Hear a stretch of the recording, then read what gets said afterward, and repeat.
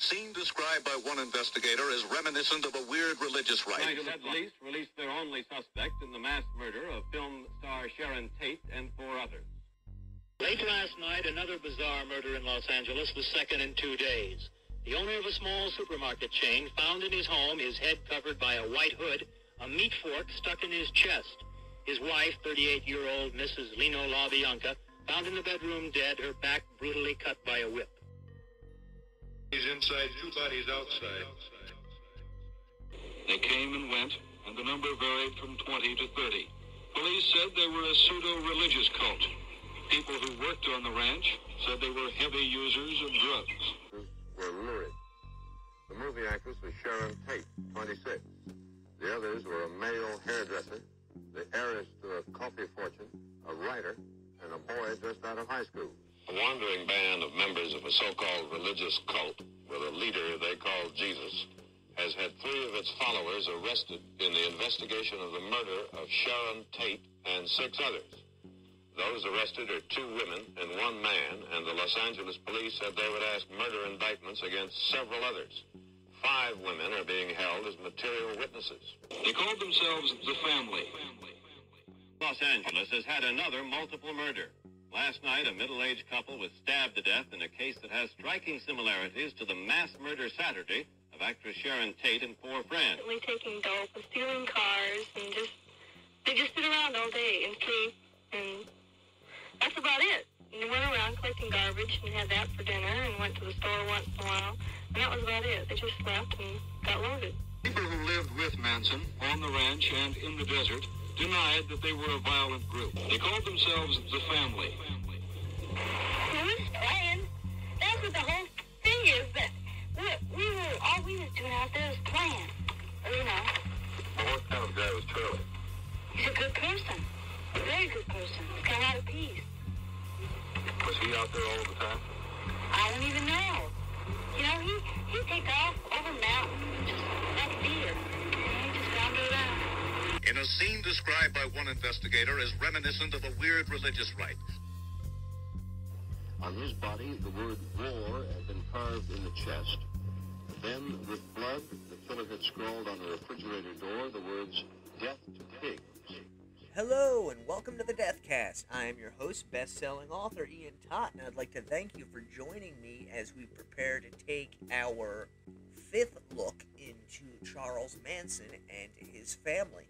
If you are enjoying the Deathcast, please consider going to your favorite podcast platform, subscribing, sharing on social media, and leaving a 5-star review. Speaking of 5 stars reviews, we have a new one from Benji the Intern. The Deathcast is a great crime podcast, which I've just stumbled upon. It is hosted by best-selling author Ian Totten. Ian's research is amazing. I am currently listening to the 14-episode podcast on Jimmy Savile, and wow, Jimmy had some issues, to say the least. Not for young ears, however, if you enjoy true crime, you will enjoy the Deathcast. Thank you, Benji the Intern. As always, I have my normal plugs. If you would like to follow me on social media, that would be YouTube, Facebook, Instagram. We just search for Ian Totten, author, or the Deathcast. You can also find me on Twitter and Truth Media under Corpse Creek. If you would like to sign up for the show's mailing list or drop me a line, let me know what you thought of a particular series, or just say hello, you can go to corpsecreekpublishing.com, click on the sign up button or the contact us tab. If you're interested in helping to support the show, while at corpsecreekpublishing.com, you can click on the donate button, buy me a cup of coffee or a pack of smokes. If you really want to help support the show, you can go to tinyurl.com/DC Patreon. For as little as $2 a month, you can become a patron of this show, get a weekly shout out, as well as help with the production costs of the show. If you're interested in finding any of my novels, you can go to tinyurl.com/Totten-books. I'm going to take you to an Amazon link. And that is it for the plugs this week. Alright, get yourself something to drink, find a nice comfy chair, kick back, relax. I've got my coffee, I've got my cigarettes. Let's go into the crypt. When we left off last week, Manson and his followers were bouncing around the Bay Area and heading back into Los Angeles. Around this time period, Roman Polanski and his wife, Sharon Tate, were continuing to live their drug-fueled, jet-set lifestyle, with Polanski even being selected as one of the judges at the 1968 Cannes Film Festival, which would eventually be closed down due to various political movements taking place in France during this period. Polanski later said about this era of their lives together that Sharon's movie career was taking off much more quickly than his was. However, if you look at the reality of things, Sharon had starred or been a part of numerous movies which were derided and gutted by the mainstream Hollywood media, particularly her acting ability in these films. The reality is she was little more than a pretty face who was placed into these roles, so the idea that her acting career was really taking off is a bit of a misnomer. After leaving the Cannes Film Festival, to which they arrived in Polanski's Ferrari, they jet-setted around Europe for a bit, going to Rome, where both of them appeared in a documentary film, before going back to London, and then eventually heading back to Los Angeles.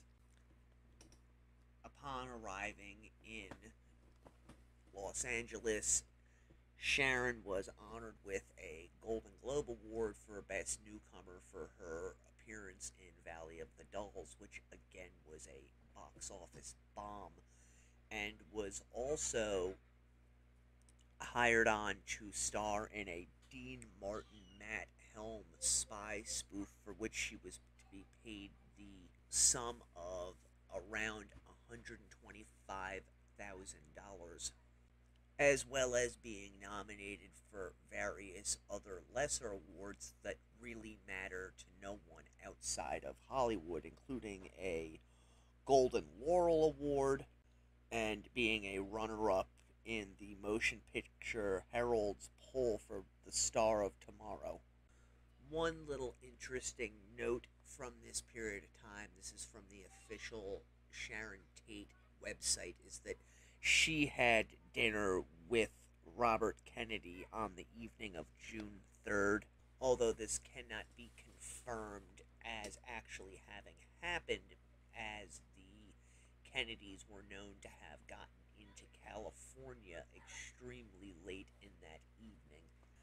Sharon was a supporter of Robert Kennedy in his bid to win the presidency, and on the evening of the 4th and into the morning of the 5th, when Kennedy was assassinated by Sirhan Sirhan at the Ambassador Hotel, Roman and Sharon were supposed to be at a club to help celebrate in what they saw as his impending victory in the California Democratic primary, although this has not been confirmed.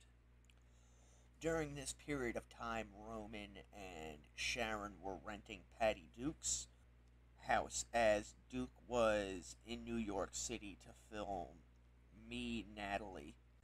The home was a large 9-bedroom affair in Benedict Canyon, Beverly Hills. It's interesting to note, just for the sake of noting it, that Patty Duke was the mother of Terry Melcher, who, if you will remember, Melcher is the music producer that Brian Wilson introduced Charles Manson and his family to, who lived in the house on Cielo Drive prior to Sharon and Roman moving into it. One interesting moment came after they took possession of Duke's home, where they decided to throw a party. What's interesting about this particular aspect is that part of the rental agreement was that they would take care of Patty Duke's dog, which escaped during the party and ran down the hill, only to encounter a pack of Alsatian dogs that were owned by the Process Church of the Final Judgment. For those who have not listened to other episodes of the Deathcast and may not be aware of the Process Church of the Final Judgment, they were a satanic group formed in England earlier in the decade of the 1960s. In fact, they were an offshoot of a Scientology group that was out there, who traveled to the United States, ended up in Mexico for a period of time before going on to Los Angeles, where they were patroned by a number of high-profile individuals. Manson even penned at least one article in their news magazine that they put out. And if you follow conspiracies of any type, they fit largely into a number of horrific crimes during the course of the 1960s into the 1970s. Their most prolific association was revealed by Maury Terry in his research on the Son of Sam killings. It was found by Terry that the cult that Berkowitz stated that he had been a member of was in fact a part of the Process Church of the Final Judgment. It is known that the Process Church kept Alsatian dogs. It is also known that they sacrificed these dogs as well as German Shepherds around the area that Berkowitz was living in, with numerous bodies being found in an aqueduct that ran between the Carr home, which is where Sam Carr, who Berkowitz claimed he took the name Son of Sam from, and the apartment building that Berkowitz lived in.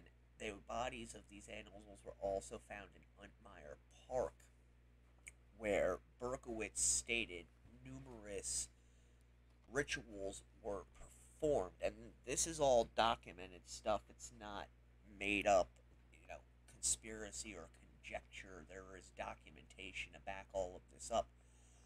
Just as there is documentation to back up the fact that at this period of time, Polanski and Tate had a run-in with the Process Church. Polanski went down the hill to 1301 Summit Ridge Drive, which was the location of the Barrymore house of the Barrymore family fame, to try and retrieve Duke's dog, and ended up being chased by this pack of Alsatians. He ended up being cornered inside of a garage and was trapped there until he was able to break out a window inside the garage and escape out the back. While working on the film The Wrecking Crew, Sharon and Polanski continued to live in Patty Duke's home, with Polanski stating later that she really became the perfect homemaker, returning from working on the set all day and insisting on cooking for him and the cadre of individuals who were assembled at the house. On June 12, 1968, Roman Polanski's film Rosemary's Baby came out, and this is really the film that launched him into international stardom, and his wife Sharon came along with him. This is really the apex of their relationship together. They became friends with both Peter Sellers and Mia Farrow, who began an affair at this period of time, with Farrow later talking at length about how eager Sharon was to please Roman. Again, we see Sharon basically wilting before a much more dominant personality. Around December 15th of 1968, Sharon Tate became pregnant through Roman Polanski. It was around this time in the early 1960s that stories began to circulate about Polanski and his rather strange sexual proclivities. Many of these center around the idea that he would often videotape himself and Sharon having sex, but also of Sharon having sex with other individuals, often against her will. One story that is particularly prominent is that Polanski forced Sharon to have sex with a number of African American men on camera, and that he would show these films to friends at parties while Sharon, shamefaced, sat by quietly, unable to do anything over it. Whether or not these stories are true, they will play a part later on in the story, so there must be some veracity to them, I would believe. According to one of Sharon's friends, they went out of state for a few days, and upon returning, Sharon went into their bedroom in order to put her things away and discovered a number of reels of film on the bed. Upon inspecting these films, it was discovered that Polanski had filmed himself having sex with another woman in their marriage bed. According to this friend, this was just after Sharon found out that she was pregnant, and that this nearly led to the end of their marriage. This was right around the time that the family had moved into the house on Cielo Drive, which Terry Melcher and his girlfriend Candace Bergen had just vacated. Now, according to this friend, now these are quotes from Ed Sanders' book, Sharon, A Life. They did a documentary on the last days of Sharon Tate in Paris by a production company called Sunset Press. Sunset Press sent a reporter and a producer-director to New York, where I lived in New York, in 2005. She interviewed me, and she took a lot of film footage of me, showing my photos of Sharon Tate in the back of the interview scene, and they censored a lot of what I said to her. When asked why she was censored, this friend stated, "Because I think they didn't want to be too menacing to Roman Polanski, because Roman was what I said that Sharon told me about Roman, about imposed sexual scenes on her." Further on, this friend stated, about Polanski, he was bringing other girls to have threesomes with Sharon, and Sharon didn't like it that he was picking up girls on the Sunset and bringing them home to have sex with them. This friend later stated that he had heard these insinuations from both Sharon Tate and Jay Sebring.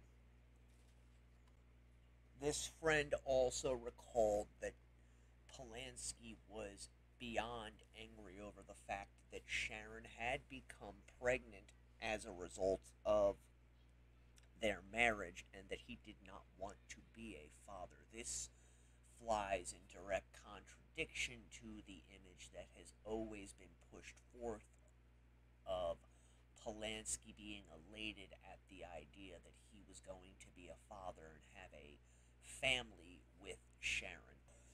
So, we have all of this going on in their life.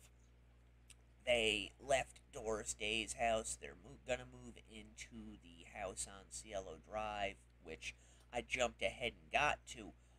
One interesting piece of information is in between Terry Melcher and Candace Bergen leaving the house on Cielo Drive and Sharon and Roman moving into it, an associate of the Manson family, the father of Ruth Ann Morehouse, Dean Morehouse, stayed in the home for a short period of time. During this period of time, Manson family member Tex Watson is known to have visited the house. And it is also known that during Melcher's stay in the house, that Manson himself is supposed to have visited it. I'm going to throw forth a theory at this point that others have put forth in the past, and I honestly believe to be the case. Melcher and Bergen left the house on Cielo Drive very abruptly in early January 1969.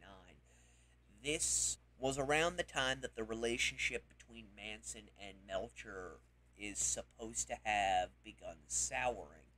Candace Bergen has put forth that Melcher at this period of time was consumed over trying to unravel the financial affairs of his stepfather who had died the previous year, and that they in fact moved into his mother's beach home, and that he would rarely return to the house before 10 p.m. following days of sitting in on meetings where they attempted to figure out exactly what the man had done with his finances.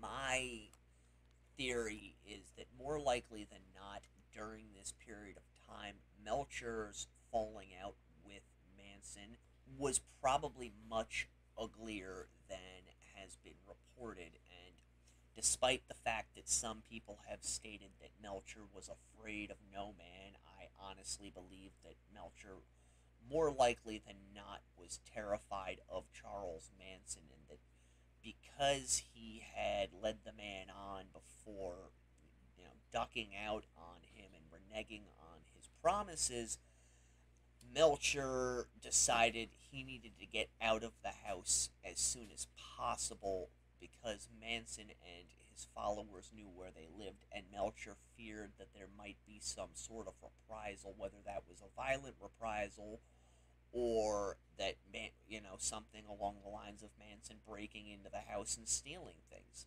You have to remember that associates of Melcher had stated that he knew Manson had committed murders. Now, if this is the case, then it gives a lot of credibility to the idea that Melcher was terrified of him and would want to get away from the house, knowing that Manson knew where he lived, and that there was a possibility that Manson might come after him because of their deals which had fallen through. In any event, he and Candace move out of the house, and eventually Sharon Tate and Roman Polanski move into the house. There are a ton of stories out there involving Sharon and Roman's time in the home, and a lot of these center around other victims of the Tate murder scene. These involve Abigail Folger, Jay Sebring, Wojciech Fajowski, I believe that's how you pronounce his name, and the fact that the three of them were all supposedly involved in heavy narcotics trafficking, specifically Abigail Folger and her boyfriend. There is also speculation and some proof that points to Jay Sebring having been a distributor for the couple, using his hairstyling salons as a place where the drugs could be moved out of. We will get to that, though, when we really dig into the night of the murders and why everyone was at the house. Suffice to say, for the moment, I don't believe it was simply to, keep Sharon company during the final stages of her pregnancy, which we are going to jump back into at this point. Around the period of time, early February of 1969, when the Tate Polanski family moved into Cielo Drive, she finally let Roman know that she was pregnant, and he pushed for her to have an abortion.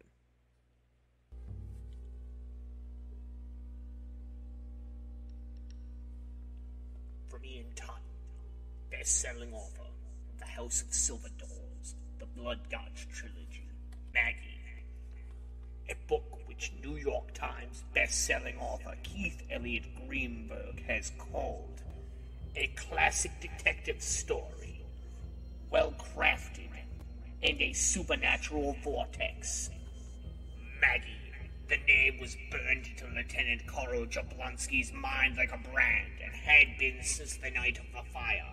He doubted he would ever forget that night, or how she had danced in the flames of her burning home. Maggie. Who was she, and why did no one in Kaya's Crossing seem interested in talking about her or her family? These were questions without answers. Quandaries that drove Carl on as he explored the darkest of the town's secrets, desperate to unravel the knots that tied everything together. Maggie. Carl felt haunted by a visage, even as the local reporter, George Murphy, told them of the blood-soaked history that lay along their path, and the horrors that it held. None of it seemed real, and yet it was. The sacrifices, the screams, the pact with the nameless ones, and the hell that she had endured. Maggie. Hers was a crime begging to be solved, and he and George are the only ones with enough heart to do it. The real question is, will they survive long enough to do it? Maggie. Available 11/30/2021 in paperback and hardcover. E-book pre-orders are now available at Amazon.com. Only from Corpse Creek Publishing. You have been warned.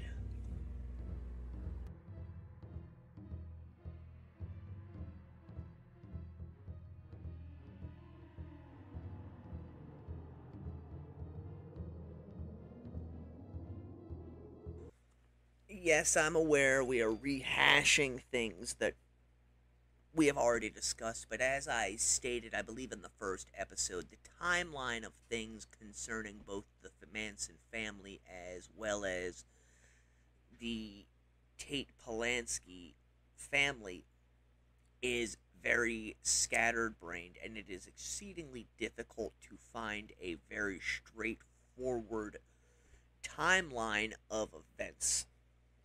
On the 15th of March, 1969, Sharon and Roman hosted a party at the Cielo Drive home, sort of a housewarming party, and during this party, friends of Wojtek Frykowski and Abigail Folger got into a fight.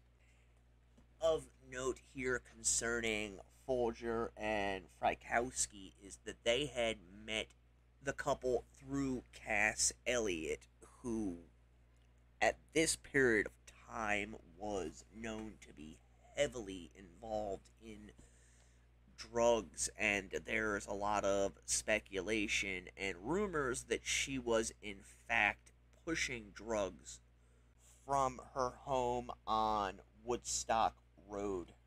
At this party, an individual named Pick Dawson apparently stomped on Roman Polanski's agent's foot, after which some form of melee occurred, leading to Polanski throwing Dawson and his friends off of the property.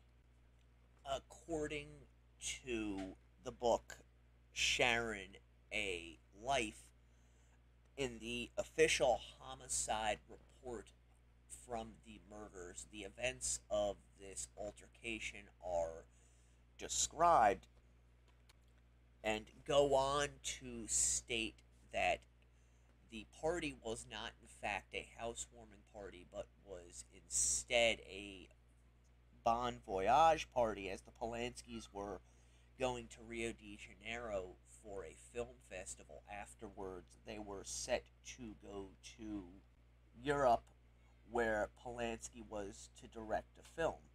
This is interesting to note because when Roman and Sharon did leave the country, the three individuals who were involved in this altercation, William Doyle, Thomas Harrigan, and Harrison Pickford Dawson, were known to have been frequent guests at the house on Cielo Drive. I have read some accounts where Pick Dawson has been portrayed as a possible CIA or FBI asset. Again, this, if it were true, plays into what we talked about last week concerning Manson and his possible involvement in the CIA's MK Ultra mind control experiments, as there is some speculation that Dawson had foreknowledge of the murders, or at the very least knew that something was going to take place at that house on the night of the murders, and was also given knowledge after the fact concerning these crimes. According to a former NBC reporter who spoke to Ed Sanders for his book Sharon, A Life, Nancy Sinatra, who was an attendee at the party, was leaving. They encountered a group of long-haired hippies who asked them, quote-unquote, "Where's the party?" And that Sinatra later wondered if what happened at the Cielo Drive house later on had not in fact been sown that night when she encountered the hippies, as she wondered whether or not it was in fact members of Manson's entourage that she had encountered. One story that came out years later came from Terry Melcher himself. A quote in the book Doris Day, Her Own Story, Melcher stated, "I knew they had been making a lot of homemade sadomasochistic porno movies there with quite a few recognizable Hollywood faces in them. The reason I knew was that I had gone out with a girl named Michelle Phillips, one of the mamas and the papas. Michelle told me she and John had dinner one night to discuss maybe getting back together, and afterwards he had taken her up to visit the Polanskis in my old house. Michelle said that when they arrived there, everyone in the house was busy filming an orgy and that Sharon Tate was part of it. That was just one of the stories I had heard about what went on in my former house." Should be noted that Michelle Phillips denied ever having told Melcher this, but it does feed into these stories that have floated around for decades that there were some really unsavory things taking place in the Polanski marriage. It wasn't this beautiful, wonderful fairy tale that has been portrayed in the decades since the murders have taken place. And I know there's a lot of people who believe the current narrative of they had this beautiful, wonderful marriage, but enough people have come forward in the years since Sharon's death to refute this particular imagery, that the old statement, where there's smoke, there's fire. It leads me to believe that while maybe not a bad marriage per se, there was a lot of debauchery, drug usage, and pressuring put on Sharon from Roman's end of things. That being said, I believe that she was a willing participant in a number of these acts, as that was Hollywood during this period of time, and in fact it's still Hollywood to this day. They're a very moralist society, and it's very possible that Manson and company did have interactions with the Polanskis at these orgies that they have. We know that Manson was prostituting members of the family during this period of time, and that he himself had his family take place in orgies. It's very probable that at some of these orgies, Hollywood individuals were involved, just as it's possible that at some of the Hollywood orgies to which Roman and Sharon were involved, members of Manson's family may have been participating. In any event, after going to Rio de Janeiro for the Second International Film Festival, which took place on March 23rd to the 31st, Roman went to London to work on the film The Day of the Dolphin, which left Sharon unattended back in Los Angeles. I'm going to switch tracks here for a few moments to discuss Manson's known movements during this period of time. He spent the winter months of 1968 into 1969 out at a ranch in Death Valley, located near Gore Wash. I believe this is more likely than not the Barker Ranch. After this, Manson was somehow able to rent a house at 21019 Gresham in Canoga Park, California, which is in the San Fernando Valley, not too far from Spa Ranch. The house was called the Yellow Submarine by members of his family, describing the house in his autobiography. Manson stated, "Within 3 or 4 weeks of moving into the Yellow Submarine, it had become a concert hall for musicians, a porno studio for kinky producers, a dope pad, a thieves' lair, a place to dismantle stolen cars, and just about everything but a whorehouse." Manson attempted to keep some of the more illicit activities going on inside this particular home from Melcher and Dennis Wilson, who he still held out hopes were going to be forthcoming with a recording contract for himself and his girls. While living in this house, Manson held what was known as the Death Mock-Up Party, wherein members of the family who had recently returned to stay at the home took part in describing in great detail how they saw their own deaths happening, in the hopes of actually experiencing the deaths without actually dying.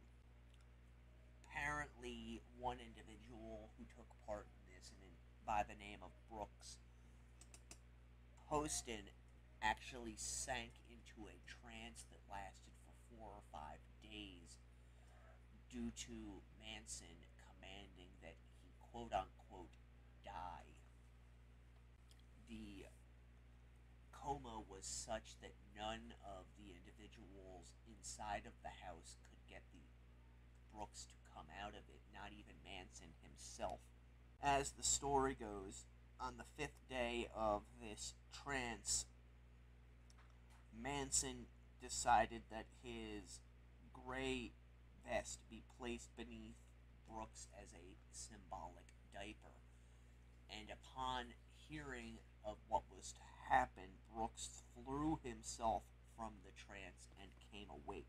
Also, during this period of time, it is alleged in family lore that Manson was receiving fellatio from a young woman named Bo, who went into a frenzy during the act and nearly severed Manson's penis in 2, and Manson, performing a miracle, was able to heal the injury and then began to pontificate to his followers, which stunned all of them as they had witnessed another miracle by Charlie. On March 23rd, Manson ended up going to the house on Cielo Drive looking for Terry Melcher.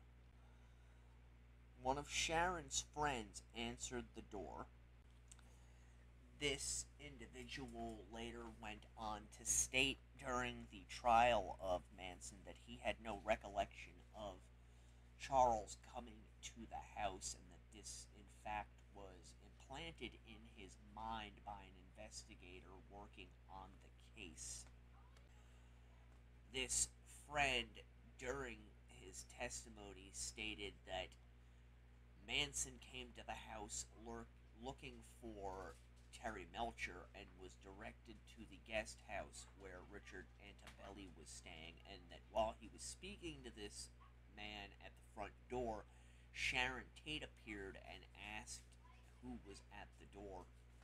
Being informed that it was no one, she went about her business. This has been used as the basis for the idea that Charles Manson specifically targeted Sharon Tate to be murdered as part of his supposed helter-skelter ideology. My own personal opinion is it's very probable that either Manson or one of his associates did visit the house during this period of time, and I honestly believe they may have visited it in subsequent periods before the murders took place, as the relationship with Melcher and Dennis Wilson continued to deteriorate. Now, there's every possibility that they were going there to score drugs from Frykowski and Abigail Folger. They may also have been providing others in the house with illicit substances. As the story goes, however, Manson, when he visited the house, learned that Sharon would be leaving the following day to go spend time with Roman in Europe. Again, this has never been verified, but Vincent Bugliosi put this forth as having factually occurred in an attempt to further implicate Manson in the premeditation of the murder of Sharon Tate. My personal opinion is that, yeah, Manson probably did go to the house, if not he himself, as I stated, members of his family. I highly doubt that during this period of time, though, Manson was looking to commit murders in order to A, start a race war, or B, inflict fear upon Terry Melcher. I honestly believe that he was really seeking to try and get this music career going, and felt slighted by the fact that both Melcher and Wilson were distancing themselves from him. In any event, according to the official narrative, after meeting Sharon's friend at the front door, he went to the side of the house where Antebelli was, and upon introducing himself to Antebelli, was told that he, meaning Rudy, knew who Manson was, although he did not know where Terry Melcher was. At the trial, Greg Jacobson, who was a friend of Meltzer's, testified that during this period of time, Manson and the family were recording with Terry Melcher while living at the house on Gresham Street.